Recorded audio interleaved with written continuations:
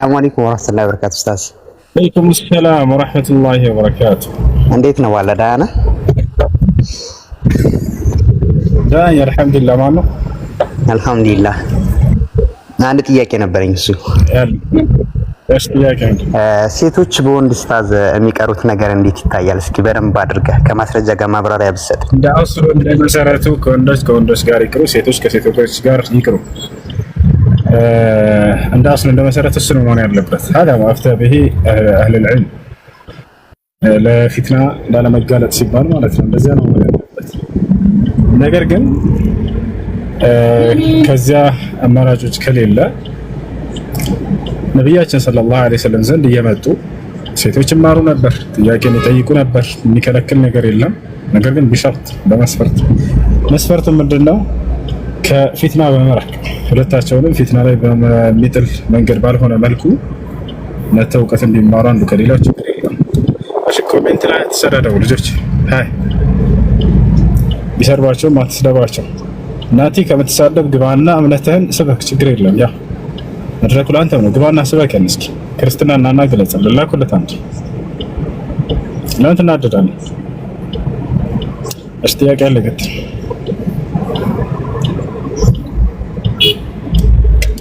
ሃይ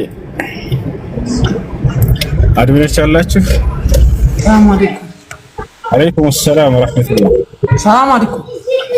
አለይኩም ሰላም። ሰላም አለይኩም። ይላ ጥያቄዎች ነበሩኝ። እሺ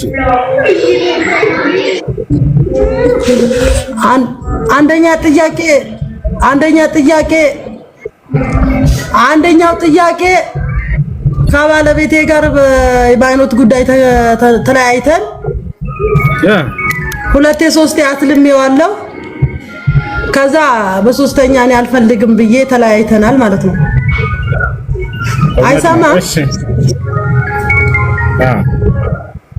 አይሰማም? ይሰማል። ኤርፎን ገዥለትና አይሰማም። እየሰማሽ ነው? ቀጥሽ ይሰማል። ከባለቤቴ ጋር ይሰማል። ሶስቴ አስልሜው ስንጣላ ሁሉም ክር አስሮ ነበር የሚመጣው። ከዛ አልፈልግም በሶስተኛ አልፈልግም ብዬ ተለያየን ማለት ነው። ከተለያየን 4 አመት ነው። አሁን ሰልም ያለው ብሎ ሽማግሌዎች ምናምን ይልካል። እኔ አይ እንደመጀመሪያውም ልትመለስ ትችላለህ በሚለው አልፈልግም ብያለሁ። ይሄ በምን ይታያል? ትክክል ነሽ። ሰውየው በዲኑ የሚጫወትና የሚቀልድ ከሆነ ይሄ ሰው የትዳር አድርጎ መያዝ አይቻልም። አልሰማኸኝም?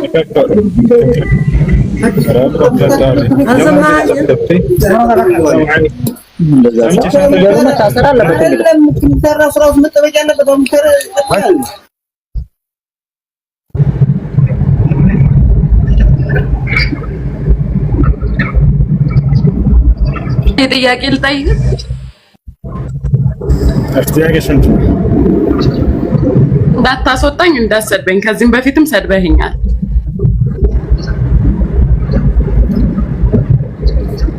እሺ ቀጣይ ጥያቄ አለሽ? ኮሜንት ላይ ማንም ሰው ክፉ ቃል እንዳይናገር። እሺ አይ ቀጣይ ጥያቄ አለሽ? አይ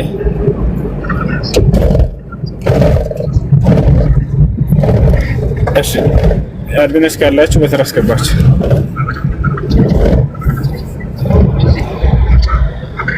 ያ ሰላም። ይህ ሰፈር ማን ይባላል? ወአለይኩም ሰላም ወራህመቱላሂ ወበረካቱህ።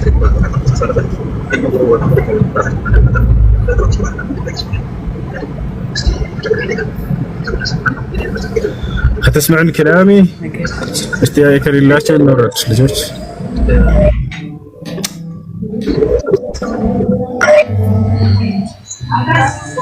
እንዴት ነው? ጥያቄ ታስተናግዳለህ ወይስ ልውጣ?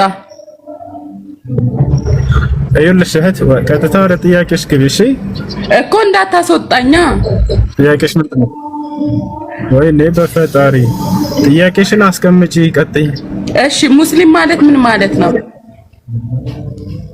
ሙስሊም ብሎ ማለት ለአምላኩ ታዛዥ የሆነ ማለት ነው። እሺ እስልምና ከየት ነው የመጣው? ከምንድን ነው? እንዴት ሊመጣ ቻለ? አንዴ አሪዮ ማሮ አንድ ጊዜ ድምጻችሁ ምንድን ነው? እሺ ጥያቄሽን ድጋሚያ። እስልምና ከነብዩ መሐመድ በኋላ ነበረ ወይስ በፊት ነበር? ለቀድሞም ነበረ። ቀድሞ ማን ያመጣው? እንዴት ሊመሰረት ቻለ? በጣም ጥሩ። ያመጣው አምላካችን አላህ Subhanahu Wa Ta'ala ነው። እርሱ ነው የመሰረተውና የደነገገው።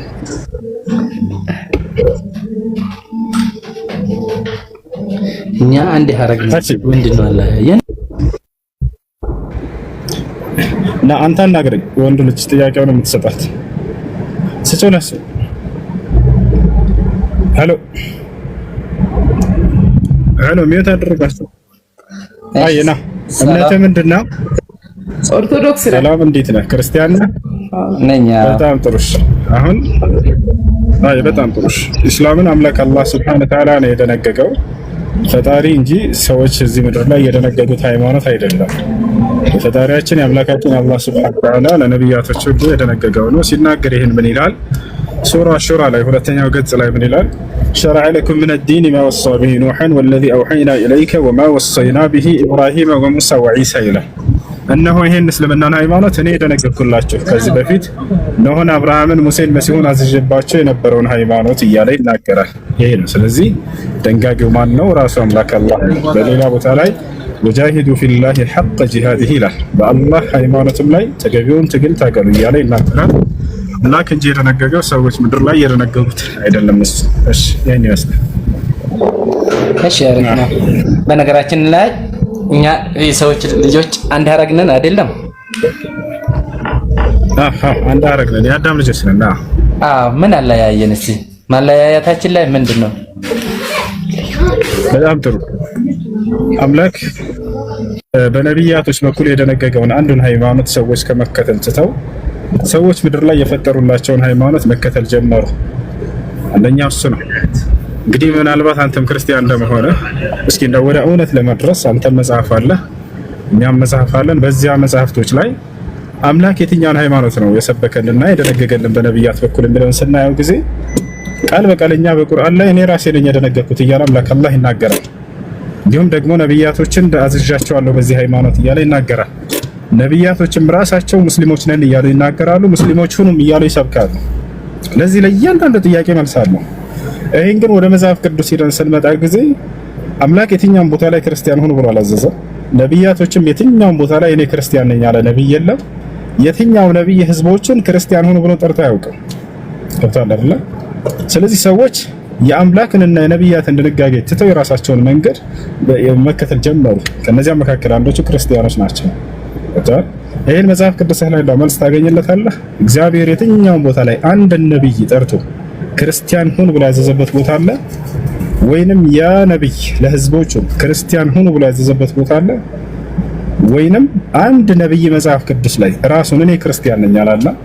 ለነዚህ ሁሉ ጥያቄዎች መልስ በቁርአን ላይ እናገኛለን። ይሄ ነው። እሺ አሁን እዚህ ላይ እኮ ያልከኝ አካሄዱ አሪፍ ነው። እኔ የምልህ ልዩነታችን ሰው በራሱ ነው ፈጠረ። ሃይማኖቱ የኦርቶዶክስም ክርስቲያንም የሁሉም በራሱ ነው ፈጠረ ነው የምትለው? እናንተ ብቻ ነው ከአዳም ቀጥታ የመጣችው? አምላክ ራሱ በቀጥታ ያዘዘው ሃይማኖት ቢኖር እዚህ ምድር ላይ እስልምና ሃይማኖት ብቻ ነው። የትኛው መጽሐፍት ላይ ብትሄድ ከአምላክ ዘንድ የተደረገ ሃይማኖት ሰዎች ናቸው ምድር ላይ የሰሯቸው። ይሄን መጽሐፍ ቅዱስም ላይ ልታረጋግጠው እንደማትችል ያው በግልጽ እየነገርኩህ ነው። መጽሐፍ ቅዱስ ላይ የሐዋርያት ሥራ ምዕራፍ 11 ቁጥር 26 ላይ ደቀ መዛሙርትም ለመጀመሪያ ጊዜ በአንጾኪያ ተሰባሰቡ ይላል። በዚያም ለመጀመሪያ ጊዜ ክርስቲያን ተባሉ እያለ ይናገራል። ደቀ መዛሙርት ብሎ የሚጠራቸው ቢያንስ የክርስቶስ ተማሪዎች እንኳን በሆኑ አይደለም። ባርናባስንና ጳውሎስን ነው የሚያነሳቸው። ክርስቶስ 12 ደቀ መዛሙርት እንደመረጠ ታውቃለህ አይደል? እነዚህንም 12ቱን መረጣቸው። እነ ማቴዎስን እነ ዮሐንስን ሌሎችን እና አንዴ ልጨርስ አንዴ ያፌን ልጨርስልህ፣ ከዛ ትቀጥላለህ።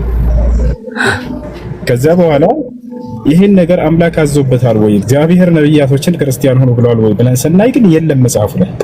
ልክ እንዲሁ ከነብያቶች መካከል አንድ ነብይ እኔ ክርስቲያን ነኝ ያለ አለ ወይ ብለን ስናይ የለም። ልክ እንዲሁ ነብያቶች ህዝቦቻቸውን ክርስቲያን ሆኑ ብለው የሰበኩ አሉ ወይ ብለን ስናይ የለም በፍጹም።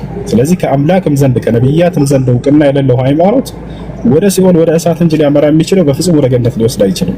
ወደ ገነት ሊወስድ የሚችለው ይልቁንስ አምላክና ነብያቶች ያዘዙትና የሰበኩት ሲሆን ጊዜ ነው። አሁን ማለት እሺ እኔ ወንድም ያው እንግዲህ ያው ቀኑን ያገናኘን በእኔ ስልክም ደግሞ ካንተ ጋር ላይፍ ሆኜ መስራት ፈልጋለሁ።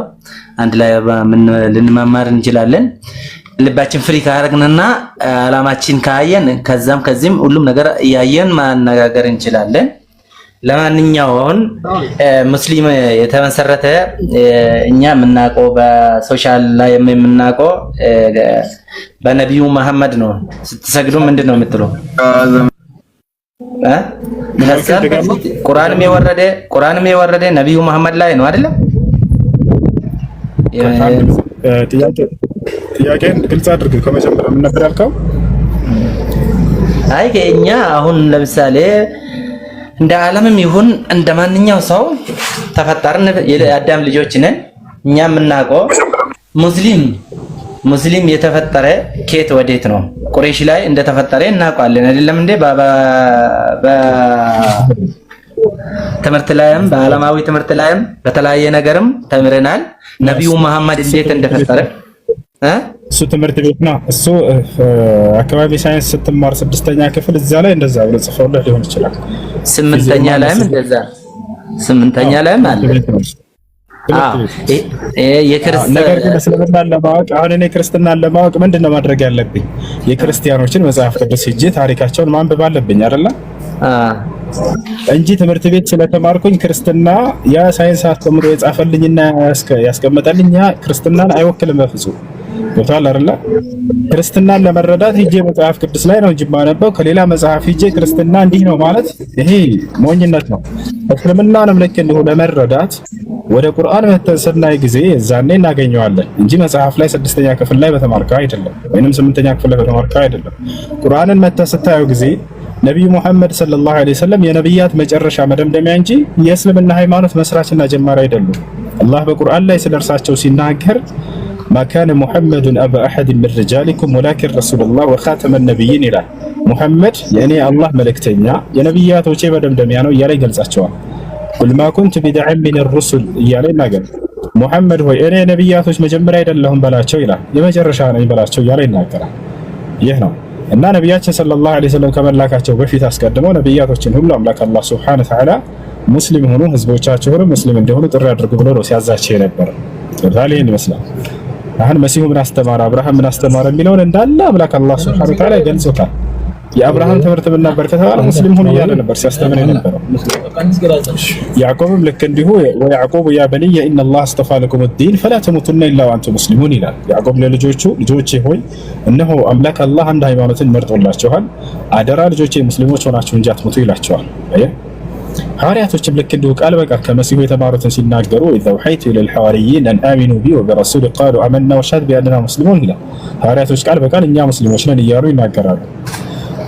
እና እነ ኢስሐቅ እነ ያዕቆብ እነ ዮሴፍ እነ ሙሴ ሁላቸውም ነብያቶች እነዚህ ሁሉ የቀደሙት ሙስሊሞች እንደነበሩ ቃል በቃል ተቀምጧል። ነገር ግን መጽሐፍ ቅዱስ ላይ ሄደን ስናይ ጊዜ መጽሐፍ ቅዱስ አንብባል ካነበብክ ሙሴ በደብረ ሲና ጽላቱን እንደ ፈጣሪ እንደሰጠ ታቦቱን ጽላቱን እንደሰጠ አንብባል አናነበብኩም? ሙስሊሞች ወደ ታቦት ያመልኩ ነበረ ከዛም በፊት የኦሪት ጊዜ። ስለ ታቦት ስለምትጠይቀኝ አሁን ስለ ሃይማኖት የሚለውን ነገር እንጨርስ። ስለ ሙሴ መጽሐፍ ቅዱስ ነቢያቶቹ ጋር ስለሄድክ ነው። በራስህ እኮ ነው ወደ ነቢያቶቹ ሄድኩ። ነቢያቶቹ ሙስሊም ነው ስላልከኝ እጃለሁኝ። መጽሐፍ ቅዱስ ላይ ስንሄድ ጊዜ ግን አንዲትም ቦታ ላይ እነዚህ ነብያቶች ክርስቲያን ነበሩ የሚል የለም። የሚያሳዝን እንዴ መጽሐፍ ቅዱስ ላይ ቁጭ ብሎ ነው አለ እኮ ወንድም በካላና አላሳየን። በቃ ችግር የለው ካለ ትልቁ ላይ አድርገና ያው መጽሐፉን ከፍተህ አሳየን። ችግር የለው አብሽር። መማማር ስለሆነ ጨዋ ልጅ ነህ እንደማይህ አሁን መጽሐፉን ከፍተህ እነ ሙሴ ክርስቲያን ነበሩ የሚለውን ቃል አሳየን። ችግር የለው። ሃይ አንተ ካለ እስከ መጽሐፉን እኛ እናግዛለን። ይዛል መጽሐፍ አይ ችግር የለም። መጽሐፉን እንትኑ ርዕሱን አወጣልሃለሁ። እንዴት ታቦቱን እንደወሰደ እንዴት ወደ ኦርቶዶክስ ክርስቲያን መውሰዱ ሳይሆን ክርስቲያን ነበሩ የሚለውን አንዴ እንድታሳየን ነብያቶች ሃይማኖታቸው ችግር የለም። አሁን ነው ማወጣለህ። ለዛ እኔ ወደዛ የገባሁት ለምንድን ነው? ወደዛኛው ወደ ያኛው ዛው ሰባውስ ወደዛ የገባሁት ነቢያቶቹ እንዳለ ሙስሊም ነበሩ። እንደዚህ ስለስትል እኮ ነው የነቢያቶች ከነቢያቱ ውስጥ አንድ ሙሴ ወሰርኩና ሙሴ ኦሪት መጽሐፍ ላይ እንደጻፈ አሁን መጽሐፉን ታስረዳናል። አሁን መጽሐፉ ላይ ሙሴ ወይኔ ክርስቲያን ነኝ ያለበት ወይንም ደግሞ ሙሴ ክርስቲያን ነው የሚል ቃል አንዲት ቦታ ላይ ካሳየህን እንዳ ችግር የለውም። እሱ አይ እስራኤልን ከባርነት ወደ ግብጽ የወሰደን ታውቃለህ? አሁን ከባርነት አስወጣቸው አላስወጣቸው የሚለው ጥያቄ እንመጣበታለን። አሁን ስለ ሃይማኖት እያወራን ሃይማኖት ስለ ሃይማኖቱማ እያወራን እኮ አንተ ወደዛ ስለ ነቢያቶቹ ጋር ስትል እኮ ነው። ወደ ከነቢያቱ አንዱ ሙሴ ነው አይደል? አሁን ሙሴ ክርስቲያን ነበር የሚል ቃል ወይንም ደግሞ ሙሴ እኔ ክርስቲያን ነኝ ብሎ ራሱን አድሬስ ያደረገበት ቦታ ካለ እርሱን ማየት ፈልገን ነው። በታላ አይደል? አሁን መጽሐፍን አውጣና እሱን አሳየን። አይደለም እኮ ለሙሴ ታቦት እንደተሰጠ እንደዛው ደግሞ ከዛም በፊት ከነቢዩ መሐመድ በፊት ያሉ ሙስሊሞችም ታቦት ያመልካሉ ካልክ የአሁኑ ልዩነት ልናይ ነው። አሁን ስለ አይወላ ሙሴ ባህሩን ተሻግሯል ወይ? ታቦት ይዞ ነበር ወይ? እንትናን ፈርዖንን ተዋግቷል ወይ? እሱን ታሪክና እንሄዳለን። እያንዳንዱ ችግር የለም እናወራለን። አሁን ስለ ሃይማኖታቸው ያወራሉ። ሙሴ ወይኔ ክርስቲያን ነኝ ያለበት ክርስቲያን ነው ስላልክ ወይንም ደግሞ ሙሴ ክርስቲያን ነበር የሚል መጽሐፍ ቅዱስ ላይ ቃል ፈልገን ነው ማስረጃ። አይ እኔ ግን እነዚህ ነብያቶች ሙስሊሞች ናቸው ስል ማስረጃ ቃል በቃል ስለማመጣለህ ነው። ቃል በቃል ያዕቆብ ሙስሊሞች ሁሉ ብላቸዋል ልጆችን። ልክ እንደው ደግሞ አብርሃም ሙስሊም ነበር የሚል ቃል በቃል ለማሳይ ልክ እንደው መጽሐፍ ቅዱስ ላይ አንድ ነብይ ለታሪክ ተጠቅሶ አከሌ ነብይ ክርስቲያን ነበር የተባለ አንድ እንዳው ለታሪክ ከመጣ በአላህ ስብሐት ላይ ሙስሊም የምትባለው አቃል አለች ነው ከነብዩ መሐመድ በፊት ነው የምትለው። አይዋ ቆይ አንዴ በቁርአናችን ላይ ነብያቶች ሁሉ እነዚህ ሙስሊሞች ናቸው የሚል ቃል በቃል አለ። ነገር ግን አሁን መጽሐፍ ቅዱስ ላይ አለ ስላል ቆይ አንዴ ማስረጃ ትሰጠኛለህ? መጽሐፍ ቅዱስ ላይ አለ ብለህና ለአንድ ጊዜ አከሌ ነብይ ክርስቲያን ነበር የሚለውን ልታወጣ ስለሆነ አውጣው አንዴ ተለበ።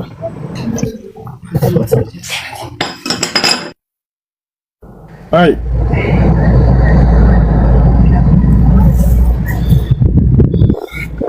እሺ የት ሄድክ? የት ሄድክ? ክርስቲያኖች መምህሮቻቸውን ጠይቋቸው ይህን ጥያቄ። ነብያቶች ክርስቲያኖች ናቸው ካላችሁን አንድ ነብይ ነው ክርስቲያን ነኝ ያለ ስጡኝ በሏቸው። ወይንም አይበል ያ ነብይ ችግር የለውም እሱ መናገር አይጠበቅበትም ሊሏችሁ ይችላል። ችግር የለውም እንለፈው። አንዲት ቦታ ላይ እኔ ክርስቲያን ነኝ ያለ ነብይን ተውና አከሌ ነብይ ክርስቲያን ነበር የሚል ቃል ሰጡን እንጂ ይበሏቸው። አንድ ቦታ ላይ ለታሪክ መጽሐፉን ይዘነዋል። እምነታቸው ምን እንደነበር ማወቅ እንፈልጋለን በሏቸው። አምላክ መርጧቸው አምላክ ልኳቸው ለሰው ዘር እምነታቸውን ሳይገልጹ ሄዱ እኮ እነዚህ ሰዎች። አንድ ቦታ ላይ ለታሪክ አይገኙ እንዳይጀምሩ አንድ ጌች ገብታል መሰለኝ ጌች ያስቀምጥ። እሺ ጌች አስገብኝ ያለ ነው። አስገብት ካላችሁ እሱ ከመለስ ነው ሳን ፕላስ ነው። አይ እንግባ እንሂድ።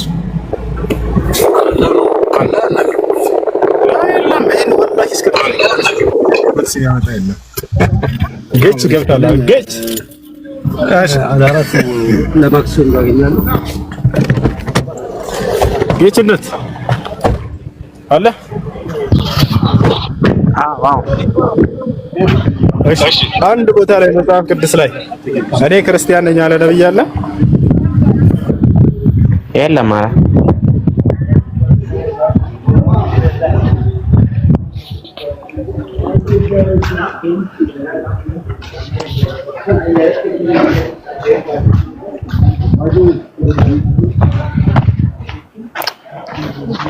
ኔትወርክ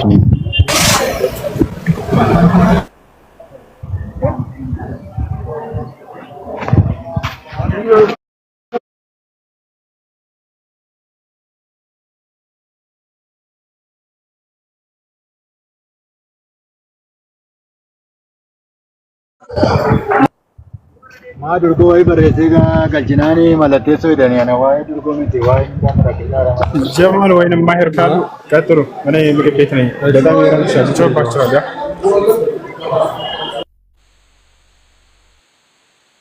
እሺ ኡስታዝ ሰላም አለይኩም ወራህመቱላህ ገስቱና ወአለይኩም ሰላም ወራህመቱላሂ ወበረካቱ። ገስና አስተካክሉት እስኪ ወደ ላይ። እሺ የገባችሁት ጥያቄ ጠይቁ። ምናልባት ክርስቲያኖችም ካላችሁ ግቡና ማየርም ገብቷል። ትንሽ ስራ ላይ ነኝ። ጀማል ወይ ማየርም ተቀጥሻለሁ። አሰላሙ አለይኩም ወራህመቱላህ። ሰላም አለይኩም። ደህና ናችሁ? እንዴት ናችሁ? ይሰማል ድምጼ? ድምጼ ይሰማል? ይሰማል። ቀጥለው። ኦኬ ክርስትና ክርስቲያን ነኝ ብሎ የሰበከ አንድ ነብይ አለ ወይ ነው ጥያቄው የነበረው። በዛ ላይ እንቀጥላለን። ጌቾ አለ?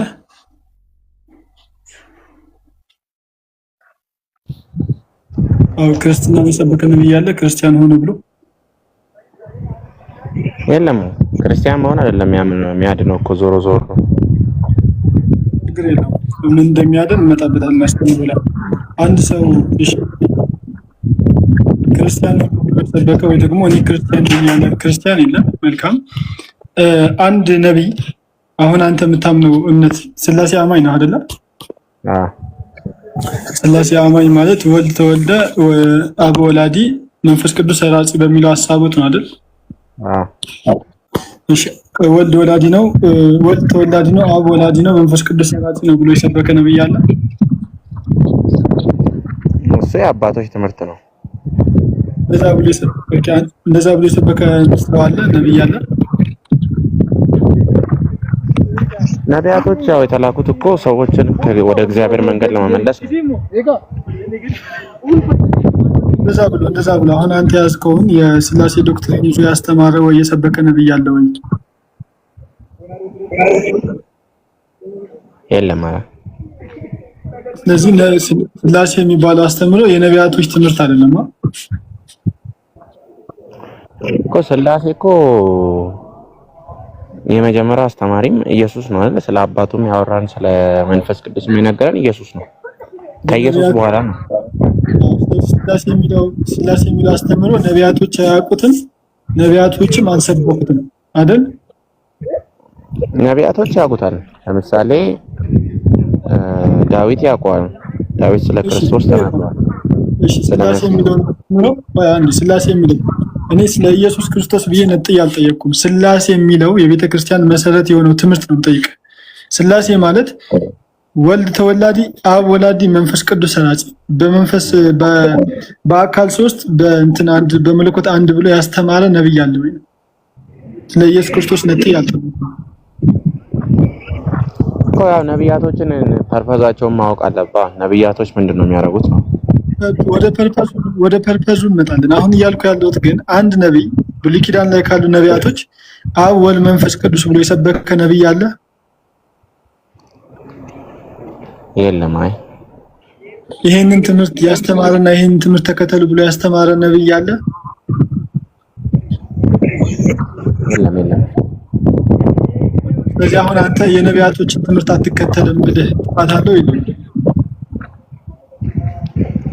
የነቢያቶችን ትምህርት አትከተልም ለሚለው ነቢያቶች ምንድነው የሰበኩት የሚለውን ነው ማወቅ ያለብን። ነቢያቶች የሰበኩትን እዛ ጋር እናስቀምጥና አንተ አሁን የምትከተለው ስላሴ የሚለውን አስተምህሮ የሰበከ ነብይ ከሌለ አንተ አሁን ለምሳሌ ዕንባቆም የሚባል ነብይ ኖህ አለ አይደለ? ኖህ አለ ታላቅ ነብይ ነው አይደለ? ኖህ አሁን አንተ የምታምነውን ስላሴ ያምን ነበር? እሱን አስተምሯል? እኔ እኮ ስላሴ እኮ ሐሳቡ የእግዚአብሔርን ማንነት ለመግለጽ ነው እንጂ እኮ ስላሴ እኮ አምላክ አይደለም በራሱ አይደለም። ስላሴ የሚለውን እሳቦት አብ ወልድ መንፈስ ቅዱስ የሚለውን ትምህርት ኖህ ሰብኳል አልሰበከም? ኖህማ ወደ እግዚአብሔር ተመለሱ ነው እኮ ያለው። እሱን ሰብኳል አልሰበከም? አሁን አንተ የምትከተለውን ዶክትሪን ሰብኳል ወይስ አልሰበከም? አልሰበከም። ያዕቆብ ሰብኳል? አልሰበኩም ነቢያቶች። ዮሴፍ ሰብኳል። ነቢያቶች በሙሉ ወደ እግዚአብሔር መመለስን የሰበኩት እንጂ ስላሴን አልሰበኩም። ስላሴን አይደለም የሰበኩት። መልካም። እስልምና ላይ ጥያቄ ካለ ጠይቅ። እስልምና ላይ ጥያቄ አላህም እኮ ራሱን ፈጠርናቸው እያለ ይናገራል። ምንድነው እስቲ ንገረኝ። ለምሳሌ ዘፍጥረት ላይ ልክ እንዳለው ድምጽ የሚረብሽ ድምጽ አለ። የሆነ ንፋስ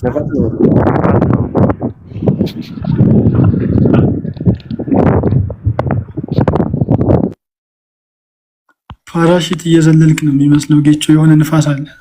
አንድ ኮንፈርም ያደረገልን ነገር ምንድነው ጌቾ? ስላሴ የሚባል አስተምሮ ነቢያቶች አልሰበኩትም ብሏል። ቴንኪው፣ ለዛ እናመሰግናለን። ሌላ ስላሴ ነቢያቶች ሰብከዋል የሚል ሰው ካለ መግባት ይችላል። ሌላ ሰው ካለ መግባት ይችላል። ክርስቲያኖች ማለት ነው። ስላሴ ነቢያቶች ሰብኮታል፣ ስላሴ የሚሉን አስተምሮ ነቢያቶች ያውቁታል ብሎ የሚመሰክር ካለ መግባት ይችላል። ገስት ላኩ። ያው እየጠበቅናችሁ ነው። ገስት ላኩ። ደግሞ እስልምና ላይ ጥያቄ ያላችሁ ካላችሁ መግባት ትችላላችሁ።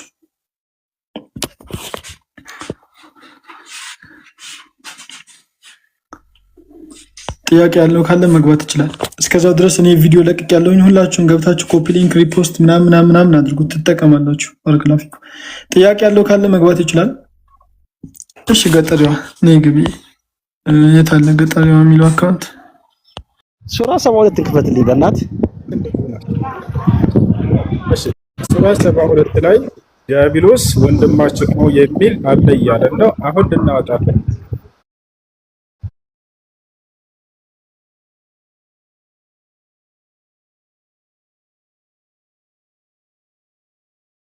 የምን ምዕራፍ ነው የሚለው?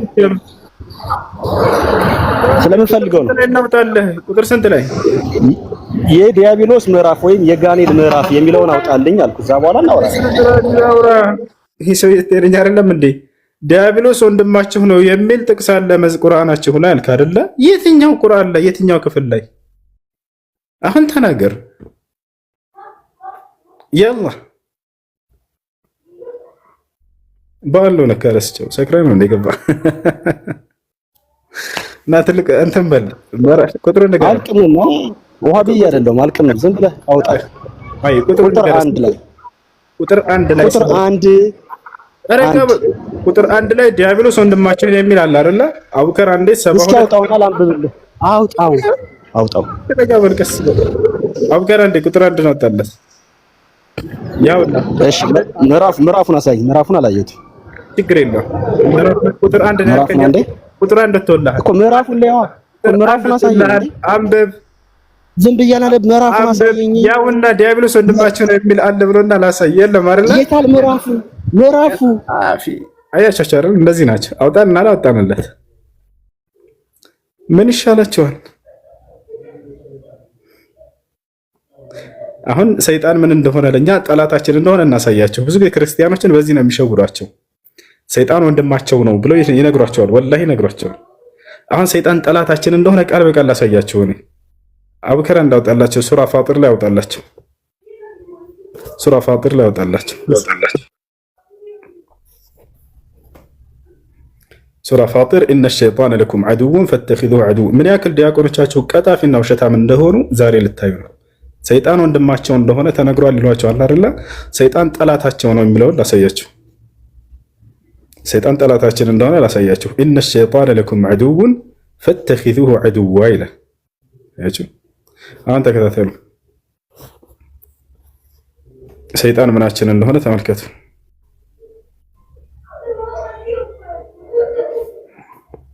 ነው ተመልከቱ። ይታያቸዋል። እና ኮሜንት ላይ የምትጽፉ ክርስቲያኖች ገብታችሁ አንብቡ። ያው ሰይጣን ምናችን እንደሆነ የሚያነብ ክርስቲያን አለ የገባ ቢቦ ክርስቲያን ነህ? ቢቦ ኦኬ፣ ክርስቲያን የለም። ኑ ተመልከቱ ምን ያክል አስተማሪዎቻችን እንደሚዋሿቸው። እስልምና እንድትጠሉ ብቻ ነው አላማቸው። ያ ሰይጣን ወንድማቸው ነው ይሏቸዋል አይደለ? ያው ቃል በቃል ሰይጣን ጠላታችን ነው። ምዕራፍ 35 ቁጥር 6 ላይ ምን ይላል? ሰይጣን ለእናንተ ምንድን ነው? ጠላት ነው። እኛስ እሱን ምን አድርገን መያዝ አለብን? ጠላት። ቀጥሎ ምን አለ? ስለዚህ ጠላት አድርጋችሁ ያዙት የተባለን። ያው ሰይጣን ወዴት ነው የሚጠራው? ሰይጣን ተከታዮቹን የሚጠራው ከእሳት ጓዶች እንደሆኑ ብቻ ነው እና አለ። ያ ሰላም ያ ሰላም። ያው ሰይጣን ጠላታችን ነው፣ እኛም ጠላታችን አድርገን ነው ሁሌ የምንይዘው። ገብታችኋል? ያ ነው። እሺ ለማንኛውም ጅን ስለሚባለው ፍጡር ላስረዳቸው ክርስቲያኖች። አሁን አዳምጡ። ጅን ማለት ምን ማለት እንደሆነ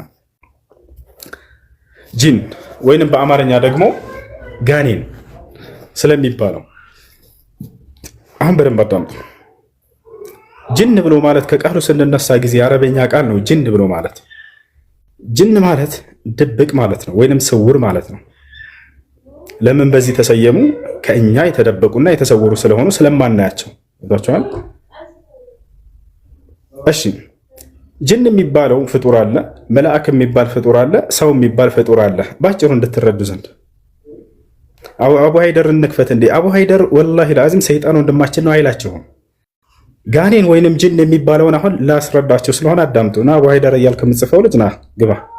እንዴት እንደሆነ አሁን ላስረዳችሁ ነው። በደንብ አዳምጡ ማወቅ የምትፈልጉ ከሆነ። ጅን የሚባል ፍጡር አለ ራሱን የቻለ፣ ሰው የሚባል ፍጡር አለ፣ መልአክ የሚባል ፍጡር አለ። ሶስቱም አፈጣጠራቸው ይለያያሉ። ላሰማህ ና እሺ ግባ፣ ልኬልሃለሁ። ና ግባ፣ ልኬልሃለሁ እኮ የጻፍክ ነው። ላሰማህ እያልክ ግባ። አሁን አዳምጡ። መልአክ ከምንድን ነው የተፈጠረው? ከብርሃን ነው የተፈጠረው። ሰው ከምንድን ነው የተፈጠረው? ከአፈር። ጅን ከምንድን ነው የተፈጠረው? ከእሳት። አያችሁ፣ ሶስቱም አፈጣጠራቸው የተለያየ ነው። ባህሪያችንም ልክ እንዲሁ ይለያያል። መልአክ ጻድቅ ነው፣ ኃጢአትን አያደርግም፣ ጽድቅን ብቻ ነው የሚያደርገው ሁልጊዜ። ሰውና ጅን ደግሞ ነፃ ምርጫ ፈቃድ የተሰጣቸው ናቸው። ከእነርሱ የሚያምፅም አለ፣ ከእነርሱ የሚታዘዝም አለ ለአምላኩ። ታቸዋል አይደለ?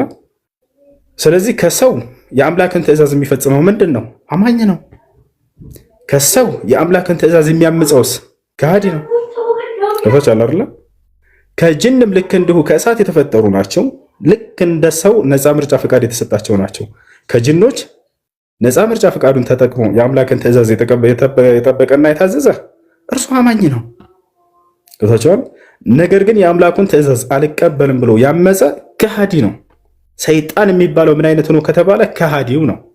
ሰይጣን የሚለው የባህሪ መጠሪያ እንጂ የአካል መጠሪያ አይደለም። ሰይጣን የሚባል ፍጡር የለም። ገብታችኋል? ሰይጣን የሚለው ምንድነው? ባህሪ ነው። ያ ከገነት የተባረረው ታዲያ ሰይጣን ተብሏል። እርሱ ለምን? የአምላኩን ትእዛዝ ባመፀ ጊዜ። ሳያመፅ በፊት ሰይጣን ነበር? በፍጹም ሰይጣን አልነበረም። ገብታችኋል አይደል? ከሰይጣን አልነበረም። ሰይጣን ብሎ ማለት አልኻሪጅ አን ጣዓቲላህ ከአምላኩ ትእዛዝ ያመፀ ማለት ነው። ስለዚህ አላህ በቁርአን ላይ ሲናገር ይላል ካነ ሚነል ጅኒ ፈፈሰቀ ዐን አምሪ ረቢህ ይላል። ከጅኖች ጭፍራ ነበር እርሱም ራሱ አለ። ነገር ግን ከጌታው ከአላህ ትእዛዝ አመፀ። የዛኔ ምን ተባለ? ሰይጣን ተባለ። አያችሁ፣ አማጽ የሆነው ከሃዲ የሆነው የጅን አይነት ሰይጣን ይባላል። እርሱ ምናችን ነው ከተባለ ወንድማችን ሳይሆን ጠላታችን ነው። እርሱ ቃል በቃል አላህ በቁርአን ላይ ቅድም እንዳሳየኋችሁ ሰይጣን ጠላታችሁ ነውና ጠላታችሁ አድርጋችሁ ያዙት ይለናል። የአምላኩን ትእዛዝ ካላመፀስ? መልአክ ወንድሜ ነው ለምሳሌ በምን ባፈጣጠር ነው? ላ ባፈጣጠር አይደለም። ባፈጣጠር እርሱ ከብርሃን ነው የተፈጠረው መልአክ። እኔ ከአደም ዓለይሂ ሰላም ነው የተፈጠርኩት። በፍጹም አንገናኝም። አደም ከአፈር ነው። ገብታችኋል? ታዲያ በምንድን ነው የተገናኘ ነው እኔና መልአክ ከተባለ የአምላክን ትእዛዝ በመጠበቅ። መልአክ ወንድሜ ነው በእምነት። ገብታችኋል? ጅኖችስ? ጅኖች ሁላቸውም ወንድሞች ናቸው ወይ? አይደሉም። ለሁለት ይከፈላሉ። ከእነርሱ የአምላክን ትእዛዝ የጠበቀ አማኝ አለ፣ እርሱ ወንድሜ ነው። ነገር ግን የአምላክን ትእዛዝ ያልጠበቀውስ ጅን ይሄ ጠላቴ ነው፣ ሰይጣን ተብሎ ይጠራል። እርሱ ገብታችኋል አይደለ? ይህን ይመስላል። አሁን ተረድታችኋል። ግን እንዳልተረዳችሁ አድርጋችሁ አውቃችሁ ሁሌ ተደጋግሙታላችሁ። ገብታችኋል አይደል? እንዲህ አታድርጉ፣ ለህሊናችሁ ስትሉ ኑሩ። እርግጠኛ ነኝ ይሄን ትምህርት እስከዛሬ ከሙስሊሞች ብዙ ጊዜ ሰምታችሁታል። ግን አውቃችሁ ራሳችሁን ታደነቁራላችሁ። ይሄ እውነትን ለመቀበል ዝግጁ ያልሆነ ሰው ወይንም ደግሞ በራሱ የሚቀልድ ሰው ባህሪ ነው። ገብታችኋል? ያ ነው። ለማንኛውም ጥያቄ ላይ ይቀጥል። አሁን ሰላም አለይኩም ወራህመቱላሂ ወበረካቱ። ወአለይኩም ሰላም ወራህመቱላሂ ወበረካቱ። እሱ ሰላም ነው? አልሐምዱሊላህ። ጃን ከየት መጣ? ጅን ነው። ጃን ማለት ጅን ማለት ከእሳት ነው የመጣው። አላህ በቁርአንም ላይ ተናግሯል። ነብዩ ሰለላሁ ዐለይሂ ወሰለም ሐዲስ ላይ ተናግረዋል። ጅኖች ከእሳት የተፈጠሩ ፍጥሮች ናቸው፣ ራሳቸውን ይቻሉ። ገብታችኋል አይደል? ሰይጣን ከምን እንደተፈጠረ አይናገርም መጽሐፍ ቅዱስ አይናገርም። ይሄን ታውቃላችሁ? ጅኖች ጋኔን ከምን እንደተፈጠረ አያውቅም መጽሐፍ ቅዱስ። ቁርአን ነው የሚያውቀው፣ ሐዲስ ነው የሚያውቀው። ያ ነው ሰይጣን ወንድማቸው ነው ያልከው። ለሰይጣን ጠላታቸው ነው። አሁን እያስረዳኋችሁ አውቃችሁ ማለት አሽራኛው አንድ ጥያቄ ነበረኝ። ረጋ በል አንድ ጊዜ ከየት ነው የመጣው? ከእሳት ነው። ማስረጃ ለስጠህ አላህ በቁርአን ላይ ወልጃነ ኸለቅናሁ ሚን ቀብል ይላል። ባህረት ማዕዘን የተሰራ ስለሆነ ካዕባ ተብሎ ተጠራ። ያ ቦታ ዓላማው ምንድን ነው ከተባለ ማን ነው የሰራው ወደሚለው ስንመጣ ጊዜ በመጀመሪያ በሰው ልጆች ታሪክ መጀመሪያ ላይ ተሰርቶ እንደነበር ይናገራል። ልክ በአብርሃም ጊዜ ወይንም ኢብራሂም ዓለይሂ ሰላም ጊዜ አምላካችን አላህ ሱብሓነሁ ወተዓላ አብርሃምን አዘዘው፣ ቃል ኪዳን ያዘበት በእርሱና በልጁ በእስማኤል ላይ። ሰላም አለይኩም የት አድርገው እዛ መካ ላይ የሚገኘውን ቤተ አምልኮ አድሱ የሚል ትእዛዝ መጣላቸው። ቃል ኪዳን ተያዘባቸው። በማን ላይ? በአብርሃምና በልጁ እስማኤል ላይ። ማስረጃ በሱራ አልበቀራ ላይ አላህ ሲናገር ይላል ወዐሂድና ኢላ ኢብራሂም ወኢስማዒል አን ጠሂረ በይቲ ሊጣኢፊና ወልዓኪፊን ወሩካዕ ሱጁድ። አምላካችን አላህ ሱብሓነሁ ወተዓላ አብርሃምንና እስማኤልን ቃል ኪዳን ያስኩባቸው ይላል። ወደ አብርሃምና ወደ ልጁ ወደ እስማኤልም ቃል ኪዳንን ያስኩኝ፣ ያንን ቤት ሂዱ ስሩ አጽዱ በማለትም ለምን? ለሁለት ዓላማ እንዲሰሩ አዘዛቸው። አንደኛው ዓላማ ምንድን ነው? ጠዋፍ ለሚያደርጉ ያ ማለት ሐጅን ለሚሰሩ ሰዎች። ስለዚህ አንደኛው ዓላማ ምንድን ነው? ካዕባ የተሰራበት የሐጅ ስነ ስርዓት መፈጸሚያ ነው። የእስልምና መሰረቶች 5 ዋና ዋና መሰረቶች አሉት። ከነዚያ መካከል አንደኛው ምንድን ነው? 5ኛው ደረጃ ላይ የሚገኘው ወደ መካ ሄዶ ሐጅ ማድረግ የሚለው ነው። ያንን መፈጸሚያ ቦታ ይሆን ዘንድ። ሁለተኛ የተሰራበት ዓላማ ምንድን ነው? ወልቃኢሚና ወይም ወልዓኪፊና በዚያ ቦታ ቁጭ ብለው ሶላትን ለሚሰግዱ ሰዎች፣ ቆመው ለሚሰግዱ ሰዎች ወሩክዕ ስጁድ ብሎ ከሶላት መካከል ሁለቱን አርካኖች ገለጻቸው። ሩኩዕና ስጁድ ለሚያደርጉ ሰዎች ብሎ ገለጸ። ስለዚህ ካዕባ በማን ትእዛዝ ነው የተሰራው? በአምላክ ትእዛዝ። በማን እጅ ተሰራ? በሁለት ታላላቅ ነብያቶች። ለምን ዓላማ ተሰራ? ለሁለት ዓላማ፣ የሐጅ ስነ ስርዓት መፈጸሚያና የሶላት አቅጣጫ ይሆን ዘንድ። አለቀ። ይሄ ነው አምላክ አላህ ሱብሓነሁ ወተዓላ በቁርአን ላይ ሲናገር ነብዩ ሰለላሁ ዐለይሂ ወሰለም ሲያዛቸው ምን አለ? ፈወሊ ወጅሀከ ሸጥረ ለመስጂዲል ሐራም፣ ሙሐመድ ሆይ ሶላትን ስትሰግድ ወደ ቂብላ አቅጣጫ ዙረህ ስገድ አላቸው። አያችሁ፣ የሶላት አቅጣጫ ይሆን ዘንድ ነው። ሰዎች ሶላትን በሚሰግዱ ጊዜ ወደ ተዘበራረቀ ቦታ እንዳይሰግዱ ወደ አንድ አቅጣጫ ብቻ ዙረው እንዲሰግዱ ምልክት ይሆን ዘንድ የተቀመጠ ምልክት እንጂ ሌላ አይደለም። አላህ ቃል በቃል በቁርአን ላይ ምልክት ነው ብሎ ገልጾታል። ፈወሊ ወጅሀከ ሸጥረ ለመስጂዲል ሐራም፣ ፊትህን ወደ መካ ወደ ቂብላ አቅጣጫ ዙረህ ስገድ አቅጣጫ ብሎ ገለጸው። ይህ ነው። ስለዚህ ለዚህ ለሁለቱ ዓላማ የተሰሩ ናቸው ማለት ነው። የሰማይ መላእክቶች የስግደት አቅጣጫ አላቸው፣ የሚሰግዱበት መስጂድ አላቸው። የት አድርጉት? አንድ የት ይገኛል ከተባለ 7ኛው ሰማይ ላይ ይገኛል። ይሄን አምላክ አላህ ሱብሓነሁ ወተዓላ በ7ኛው ሰማይ ላይ ለሁሉም መላእክቶች የስግደት ቦታ አድርጎላቸዋል። በይተል ማዕሙር ይባላል። በቁርአን ላይ ስሙን ጠቅሶታል። ልክ እንደ ካዕባ የራሳቸው የሆነ ቤተ አምልኮ ነው። ለእነርሱም አቅጣጫ ተደርጎላቸው ነቢያችን ሰለላሁ ዐለይሂ ወሰለም በአካል ሄዳ አይተውታል። ቃለ ነቢ ሰለላሁ ዐለይሂ ወሰለም ኢጠለዕቱ ፊ ሰማኢ ሳቢዓ ፈረአይቱ ኢብራሂም ዐለይሂ ሰላም ሙስኒደን ظهره ዐላ በይቲል ማዕሙር ወበይቱል ማዕሙር የድኹሉ ፊሂ ኩለ የውም 70,000 መለክ መን ደኸለ ኢለይሂ ያዕኒ መረተን ላ የዑዱ ኢለይሂ ኢላ የውሚል ቂያማ ከማ ቃለ ነቢ ሰለላሁ ዐለይሂ ወሰለም። በ7ኛው ሰማይ ላይ በሄድኩኝ ጊዜ አሉ ነቢ ሰለላሁ ዐለይሂ ወሰለም እያረጉ እያለ በዚያ ላይ 7ኛው ሰማይ ላይ በወጣሁ ጊዜ በይተል ማዕሙርን ተመለከትኩኝ አሉ። አብርሃምንም ተመለከትኩት፣ ጀርባውን በእርሱ ላይ አስጠግቶ ተቀምጦ ብሎ ተናገሩ። በዚህም መስጂድ ውስጥ ብሎ ተናገሩት። 70,000 መላእክቶች በየቀኑ እየሄዱ ይሰግዳሉ። አንድ እዛ ገብቶ የመስገድን እድል ያገኘ እስከ ትንሣኤ ቀን እድል አያገኝም አሉ። የመላእክቶችን ብዛት እየገለጹ ነው። በዚህ በጣም ብዙ ናቸው መላእክቶች። ስለዚህ ለሰማይ መላእክቶች ያለውን ህግ አምላክ አላህ ሱብሓነሁ ወተዓላ ለምድር ሰዎችም ይሄን ህግ አወጣላቸው። ምን አደረገ? ወደ ቂብላ አቅጣጫ ዙራችሁ ስገዱ፣ ልክ የሰማይ መላእክቶችም አንድ አቅጣጫ እንዳላቸው ሁሉ የሚለውን ከዛ ይሄንን ምድር ላይ እንዲሰራ አዘዘ። ይሄ ነው ዓላማው። ይሄ ቤት ታዲያ የሚገርማችሁ ተአምራዊ ቤት ነው። ያ ማለት እስከ ዓለም ፍጻሜ ድረስ የሚጸና የሆነ ብቸኛው ቤት ነው። ምድር ከተሰራች ጀምሮ እስከ ዓለም ፍጻሜ ድረስ አለ። በሰው ልጆች ታሪክ ለመጀመሪያ ጊዜ ምድር ላይ የተሰራው ቤተ አምልኮ ብሎ አላህ በቁርአን ላይ ነብዩ ሰለላሁ ዐለይሂ ወሰለም ሐዲስ ላይ ገልጸውታል። እስከ ዓለም ፍጻሜም ድረስ አይፈርስም ብለው ነብዩ ሰለላሁ ዐለይሂ ወሰለም ተናግረዋል። የሚገርማቸው እንዳሉትም እስካሁን ድረስ አለ እስከ ዘመኑ ፍጻሜ ድረስም ይኖራል። ነቢያችን ሰለላሁ ዐለይሂ ወሰለም ሐዲስ ላይ ሲናገሩ የህዲሙል ከዕባ ረጁል ሚነል ሐበሻ፣ ካዕባን የዘመኑ ፍጻሜ ሲደርስ ጊዜ የዛኔ ምድር ላይ የሚሰግዱ ሰዎችና ሐጅ የሚያደርጉ ሰዎች በሚጠፉ ጊዜ ማለት የዓለም ፍጻሜ በሚደርስ ጊዜ ማለት ነው። የዛኔ ካዕባ ትፈርሳለች፣ ከሃዲያኖች ያፈርሱታል። መጨረሻው ዘመን ላይ ገብታችኋል። ይሄን ይመስላል እንደጠቃላይ የተሰራበት ዓላማ ለሁለት ዓላማ ነው። የስግደት አቅጣጫና የሐጅ ስነ ስርዓት መፈጸሚያ አቅጣጫ እንጂ ሌላ አይደለም ነው። ምንድነው ካዕባ ለምንድን ነው የሚለው ይሄ ነው። ማን ሰራው፣ ለምን ተሰራ እና በማን ትእዛዝ ተሰራ የሚለውንም እንደነገርኳችሁ ባጭሩ በአምላክ ትእዛዝ የተሰራ በሁለት ታላላቅ ነብያቶች እጅ የተሰራ ለሁለት ዓላማ የተሰራ እርሱ ምንድነው የስግደት አቅጣጫና የሐጅ ስነ ስርዓት መፈጸሚያ ይሄ ነው። ማ ሚን ነቢይን ኢላ ወቀድ ሐጀል በይት። የመጨረሻው ምንድነው? እስኪ ለናሙናነት ያክል ወደዛ ሂደው ሐጅ ከፈጸሙ ነብያቶች መካከል ጥቀስልን የነብያቶች መንገድ ከሆነ ካላችሁም ነብያችን ሰለላሁ ዐለይሂ ወሰለም ሐዲስ ላይ ምን አሉ? አንድ ነብይ የለም ወደ መካ ሄዶ ሐጅ አደረገ ቢሆን እንጂ አሉ። ታዲያ መሲሁስ ያደርጋል ወይ? አዎ መሲሁ ያደርጋል ሐጅ ወደ መካ ሄዶ። ነብያችን ሰለላሁ ዐለይሂ ወሰለም ቃል በቃል ተናግረዋል። እና አብርሃምስ አድርገዋል ወይ? አዎ አብርሃም ራሱ እንደውም ሐጅን ወደዚህ ሰዎች መጥተው እንዲያደርጉ እዘዝ ተብሎ ትእዛዝ ተሰጥቷል። قال سبحانه وتعالى وإذ بوأنا لإبراهيم مكان البيت ألا تشرك بي شيئا وطهر بيتي للطائفين والقائمين والركع السجود وأذن في الناس بالحج يأتوك رجالا وعلى كل ضامر يأتين من كل فج عميق ليشهدوا منافع لهم ويذكروا اسم الله في أيام معلومات على ما رزقهم من بهيمة الأنعام فكلوا منها وأطعموا البائس الفقير ثم ليقضوا تفثهم وليوفوا نذرهم وليطوفوا بالبيت العتيق ذلك ومن يعظم شعائر حرمات الله فهو خير له عند ربه وأحلت لكم الأنعام إلا ما يتلى عليكم فاجتنبوا الرجس من الأوثان واجتنبوا قول الزور حنفاء لله غير مشركين به إلى آخر الآية. الله سبحانه وتعالى أملاكتنا الله أبراهام እንዳዘዘው ይነግረናል።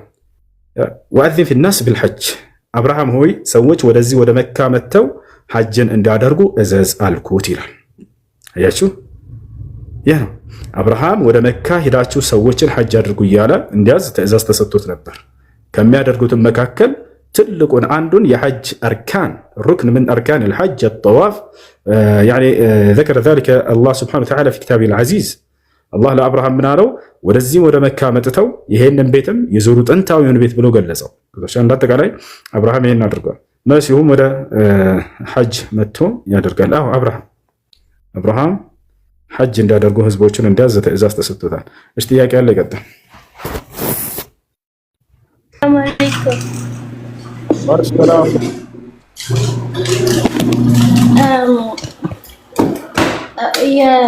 አንድ ጥያቄ አለ።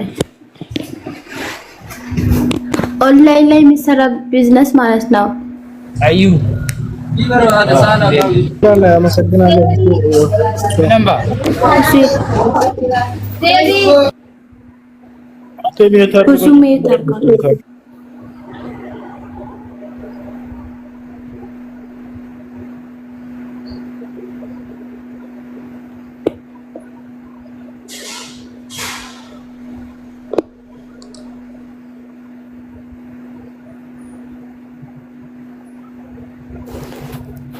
እሺ ይቅርታ ሚዩት አድርገው ነበር። ጥያቄው ምንድነው? ኦንላይን ላይ የሚሰራ ቢዝነስ ስራው መጀመሪያ ብር ይከፈላል፣ ከዛ በኋላ ሰው ማስገባት ነው። አይቻልም እንዴ? በእኛ አይቻልም። እነዚህ አጭበርባሪዎች ናቸው። ቢያንስ ምናምን የሚባሉት ዝም ብለው አጭበርባሪዎች ናቸው። እሺ ቀጣይ ደግሞ የሆነ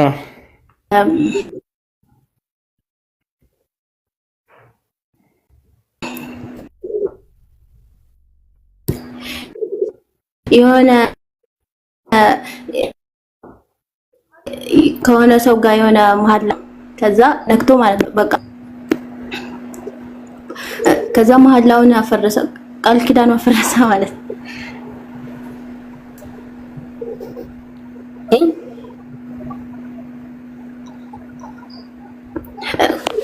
አንድ እሺ እኔና የሆነ ሰው በቁርአን ቃል ተገባባን ማለት ነው። ቃል ቁርአኑን ነክተን ማለት ነው። ከዛ በኋላ በቃ አልፈልግም ብለን ተለያየን። ከዛ አሁን ይሄ ምንድነው የሚልበት ጾም ነው ወይስ ምንድነው? ቁርአን ብቻ ነክተን እንትን ስላልን ማለት ነው። ከፋራ ወጣ ለእያንዳንዱ ማን ነው? ምንም እንኳን በዚህ መንገድ መሐላ ባይፈቀድም ነገር ግን በዚህ መንገድ መሐላ የገባ ሰው ከፋራ እንዳለበት ዑለሞች ተናግረዋል። ስለዚህ 10 ድርሃም ማብላት ወይም 10 ድርሃም መልበስ ወይም 3 ቀን መጾም ከ3 አንዱ እሺ ሌላም አለኝ። ቆይ ቀጥ ሌላ ጥያቄ አለ? ሰገጥ ሄሎ፣ አሰላሙ አለይኩም። ወአለይኩም ሰላም። ሰላም ነው? አልሐምዱሊላህ። እኔ ጥያቄ ሰላት ከሰገድን በኋላ አሰላሙ አለይኩም ወራህመቱላህ አሰላሙ አለይኩም ወራህመቱላህ የምንለው ምንድነው? ትርጉሙን ማወቅ ፈልጌ ነው። ለምሳሌ አሰላሙ አለይኩም ወራህመቱላህ ስንለሰ አላህ ሰላምና ረህመት በእናንተ ላይ ይውረድ ማለት ነው።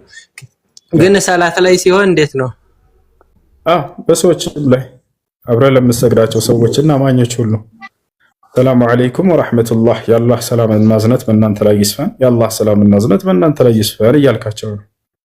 በሶላትም ላይ እኮ አሰላሙ አለይከ አሰላሙ አለ ነቢ ወዐላ ዒባዲላህ ሷሊሒን ትላለህ። በአላህ ደጋግ ባሪያዎች ላይ የአላህ ሰላም ይስፈን ትላለህ። አጠቃላይ በሆኑ በአላህ ስብሐነ ወተዓላ ባሪያዎች ላይ በአማኞች ባሪያዎች ላይ ሁሉ የእርሱ ሰላምና እዝነት እንዲሰፍን እየጸለይክ ነው። አሁን ያ ነው። እሺ ኸይር ኢንሻአላህ ይስጥልኝ። መርሐባ። ሰላም አለይኩም። አለይኩም ሰላም።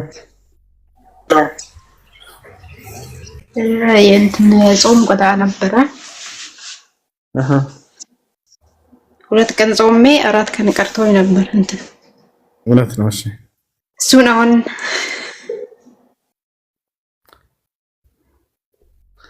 እሺ አንድ ላይ ልጾመው ወይስ በቀራኝን ልጨርስ? ቀዳ አለብሽ። ቀዳ ካለብሽ ቀዳ ይቀደማል ብቻ። እሺ ሁለተኛ ጥያቄ በውስጥ መጠየቅ እፈልጋለሁ። ጥያቄ አለከተ። አሰላሙ አለይኩም ወራህመቱላሂ ወበረካቱ። ወአለይኩም ሰላም ወራህመቱላሂ ወበረካቱ። ሰላም ነው? እንዴት ነው? አልሐምዱሊላህ አልሐምዱሊላህ። እኔ ሁለት ጥያቄ ነው ያለኝ። አንዱ ጥያቄ አንድ የአክስታችን ልጅ ነበረች። አብራን ነው ያደገችው። አብራን ነው ያው ከ7 ዓመት በኋላ እስካሁን 20 ምናምን ዓመቷ ነው። አብራን አድጋ ነበረ። በምታድግበት ሰዓት አስተምረናታል። ኮሌጅም አስተምረናት የስራ እድልም ልንሰጣት ሁሉ አስበን ነበር። ኮሌጅን ተመርቃ ስራ ልናስቀጥራት ስንል በቃ ወደ ቤተሰቦች ሄዳለሁ አለች።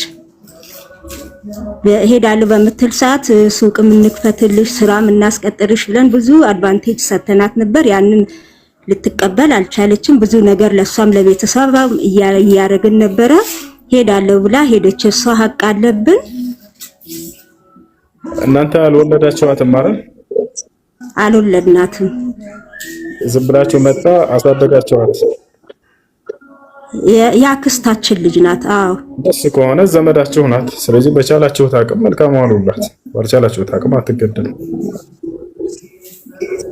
ሀቋ ግን አድሮብናል። ምናል አስተምረን ብዙ ደረጃ አድርሰናታል።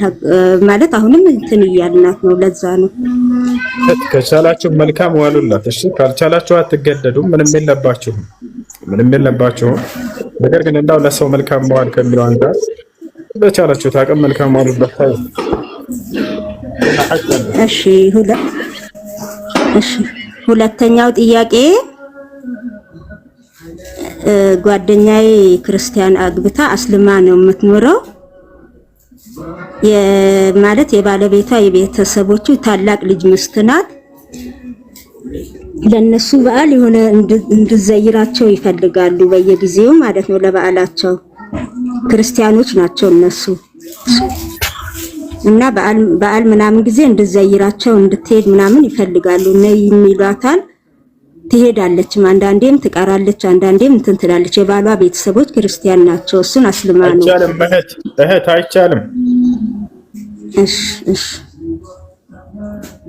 ሹክራን ነግራታለሁ።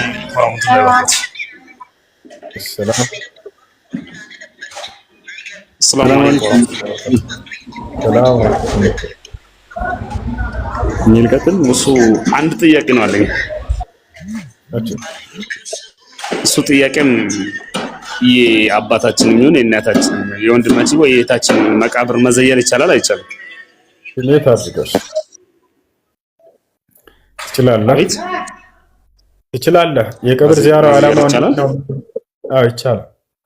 ነቢያችን ሰለላሁ ዐለይሂ ወሰለም ሐዲስ ላይ ምን አሉ? አላ ኢኒ ኩንቱ ቀድ ነሀይቱ አንድ ቤት አድርገው ወንድም የሚረብሽ ቦታ ከሆናችሁ ከጠይቃችሁ በኋላ እኔ ታድርጉ። እሺ ለማንኛውም زيارة القبور قال النبي صلى الله عليه وسلم ألا إني كنت قد نهيتكم عن زيارة القبور ألا فزوروها فإنها تذكركم الآخرة አዋጅ እኔ ቀብር መዘየርን ከልክያችሁ ነበር። አዋጅ ከዚህ በኋላ ወፈቀጀ በአኺራን ታስታውሳችኋለችና። አንደኛው ምንድነው ለመገሰጽ ብለህ ነው የምትዘይርበት አላማ። ሁለተኛ ለሞተው ሰው ዱዓና እስትግፋር ለማድረግ ነብያችን ሰለላሁ ዐለይሂ ወሰለም ሰሉ ለአኺኩም التثبيت فإنه الآن يسأل አሉ። ለዚህ ለሞተው ሰው አላህ ጽናትን እንዲለግሰው ለምኑለት፣ ዱዓ አድርጉለት፣ እርሱ አሁን ይጠይቃልና አሉ። ስለዚህ የቀብር መዘየር አላማው ፋይዳው ምንድነው ከተባለ አላማውና ጥቅሙ አንደኛ ለመገሰጽ ለተذكر፣ ሁለተኛው አላማ ምንድነው ለዱዓ لهذا الميت ለዚህ ለሞተው ሰው ለመለመን ነው። ነገር ግን ያን የሞተውን ሰው ለመለመን ከሆነ አይቻልም። የሞተውን ሰው ሄደህ ድረስልኝ፣ ሾሆቹ እባክህ እንዲህ አድርግልኝ፣ ያ አይፈቀድም፣ አይቻልም። አይ ሰላም አለይኩም ወራህመቱላሂ ወበረካቱ። ሰላም ወራህመቱላሂ ወበረካቱ። እንዴት ነህ አባት ወንድሜ? እንዴት ነህ? አንድ ጥያቄ ነበረኝ። እኔ እንኳን ምን መሰለህ፣ ያው በእርግጥ የምጠይቀው ጥያቄ ከራሴ የመጣ ነውና ዘንድ ይሄ ነገር መጠየቅ አለብኝ የለብኝም ብዬ ሁሌ ከራሴ ጋር ጥያቄ የሚፈጥርብኝ ነገር ነው። እንድትመልስልኝ ነበር። ምናልባት በዚህ ነገር ላይ እውቀቱ ካለ ምን መሰለህ፣ አላህ የወደፊቱንም የኋላንም የፊትንም የሚያውቅ ጌታ ነው አይደል? የሰማኸኝ ነው? ዘንድ የሰው ልጅ ሲወለድ አጀሉ ተጽፏል ልክ በእናቱ ሆድ ውስጥ ሆኖ አይደል? የእሳት ወይም ደግሞ የጀነት ለመባል ያ ሕፃን ልጅ በእናቱ ሆድ ውስጥ ነው አጀሉ የተጻፈው። የእሳትም ሆነ የጀነት ተብሎ የሚጻፈውና ለምን የሚያውቅ ከሆነ የሰው ልጅ ለመፍጠር የሚያስፈልግ ከሆነ ለምንድን ነው መፍጠር ያስፈልገው የሚለው ነው ሁልጊዜ ስለሚመላለስብኝ። ምናልባት አግባብ አይደለም መሰለኝ እንደዚህ አይነት ጥያቄ መጠየቅ። ግን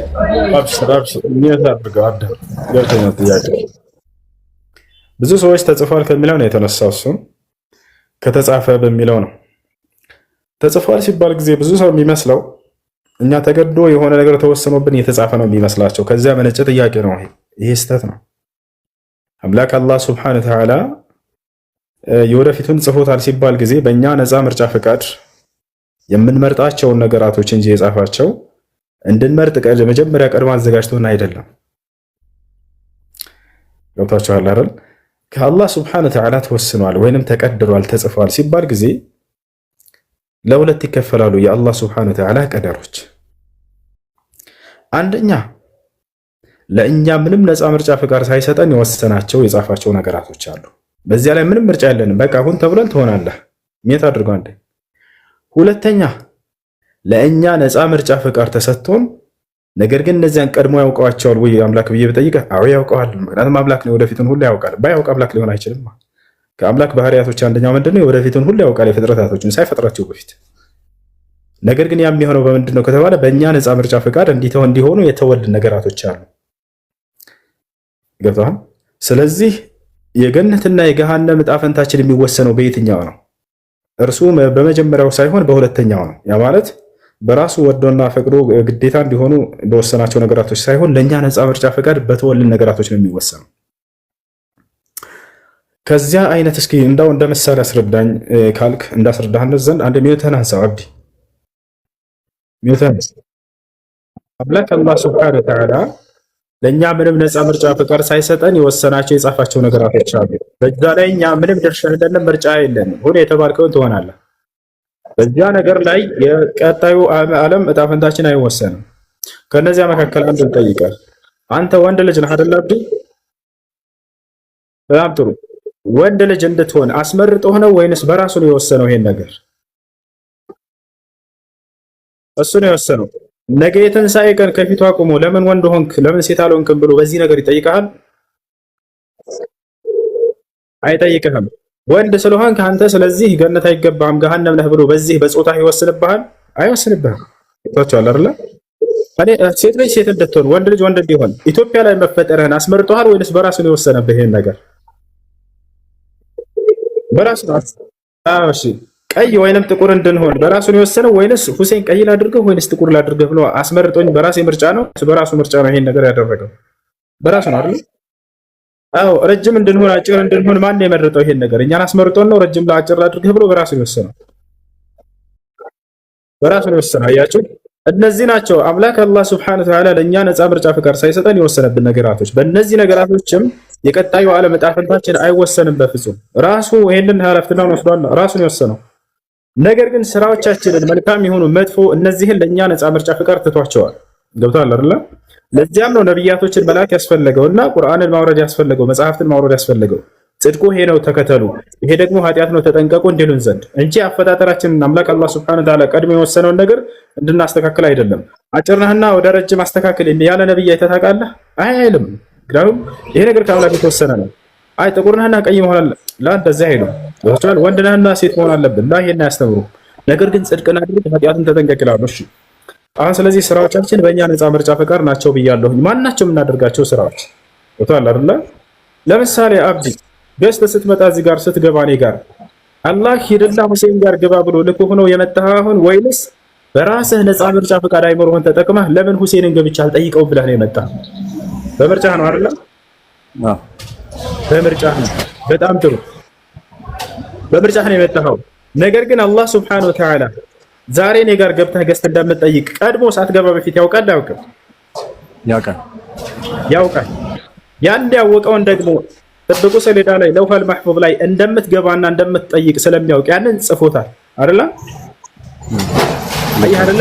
ግን እርሱ ስላወቀው አንተ በዚህ ነገር ላይ ጫና አድርጎብሃል ሂድና ግባ ስላስገደደህ ነው ማለት ነው አይደለም። በራስ አልገባም ብለህ በዛው መቅረት ትችል ነበር አንተ ይባል አይደል? ይሄንን ስራዎቻችንን ሁሉ ለኛ ነፃ ምርጫ ፈቃድ የተወልን ነገራቶች ናቸው። ጽድቅ የሚሆኑ ኃጢአቶች ናቸው ስራዎች። ግን በእነዚህ ላይ ቀድሮታል ወስኖታል ስንል ጊዜ ምን ማለታችን ነው ከተባለ ቅድመ እውቀት አለው ማለት ነው። ቅድመ እውቀት አለው ያውቀዋል። ያንንም ጽፎታል በጠብቁ ሰሌዳ ላይ እንደምንገባ እንጂ ያንን እንድንገባ በግዴታ አስገድዶ ጽፎብናል ማለት አይደለም። ወጥቷል አይደል?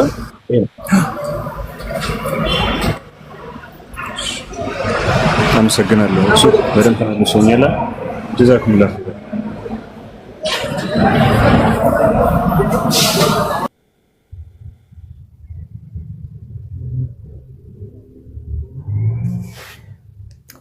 ሰላም አለይኩም